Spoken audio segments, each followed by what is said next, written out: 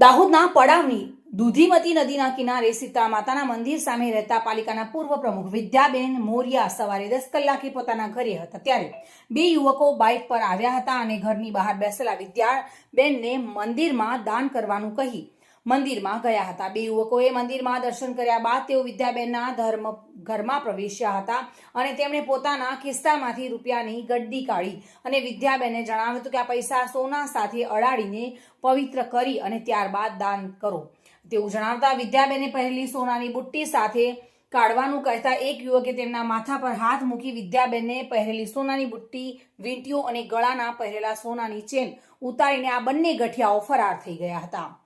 જો કે આ બાબતે વિદ્યાબેને પોલીસમાં ફરિયાદ કરી છે। હું સવારે મારા ઘરના ઓટલા પર બેઠી હતી ત્યાં એક બાઇક પર બે ભાઈઓ આવ્યા ને મને કે અહીંયા કિશન મહારાજ કોણ છે? તો મેં કીધું કિશન મહારાજ તો અહીં કોઈ નથી, કદાચ રાવળિયારે પટેલ ફળિયામાં રહે છે એ હોય કિશન મહારાજ એમ।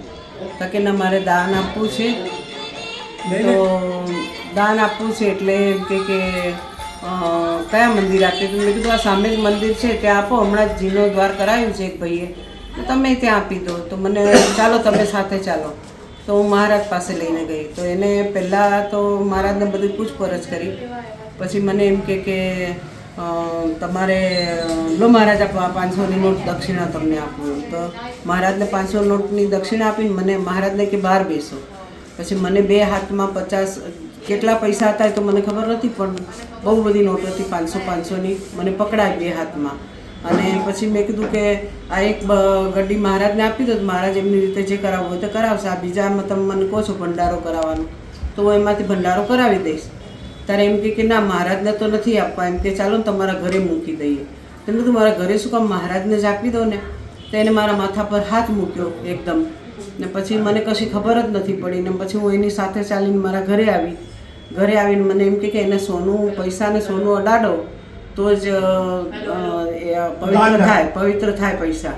તો મેં કીધું સારું। તો મેં મારા કાનમાં પહેરેલા હતા ને બુટ્ટા એની જોડે જ અડાડી। તો કે ના બેન કાઢીને અડાવો તો વધારે સારું એમ।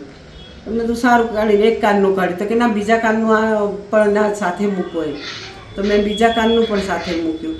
પછી મને કે આ ગड्डी પર શું છે સોનું મૂકો? તો મેં મારા કબાટમાંથી ખોટું મંગળસૂત્ર કાઢી નાખ્યું એને। તો એમ કે આ તો ખોટું છે, આ ના ચાલે બેન, એમ કે સોનું જ અડાવવું પડે। તો મેં મારા પર્સમાં મારી ચેન પડી હતી, ચેન કાઢીને આપી દીધી। તો ચેન પણ એ રૂપિયામાં બાળીને મારા કપડાં હતા ને કપડામાં નાખી, ચેનવાળી ગड्डी અને પેલી બી ગड्डी। અને પછી મને કે આ વીંટીઓ નંગવાળી છે કેવી છે, લાવો એ મને બતાવો। તો એ બધું બતાવીને મને કે સારું હું પ્રસાદ લઈને આવું છું, મંદિરમાં પ્રસાદ ચડાવવાનો છે ને, તો પ્રસાદ લઈને આવું છું।